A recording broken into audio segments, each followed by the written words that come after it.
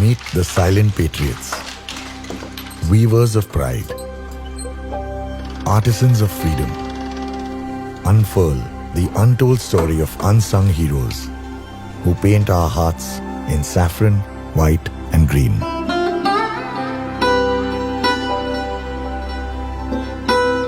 In a countdown to India's 75th Republic year, in the heart of Hubli, a quiet facility awakens. This is one of India's original flag hubs, one on a patriotic mission since independence. मैं 20 साल से राष्ट्रध्वज तैयार होता है ना, उधर काम करती हूँ. सब काम कर सकते, लेकिन झंडा बनाने का काम तो बहुत बढ़िया काम, बहुत खुश लगता है.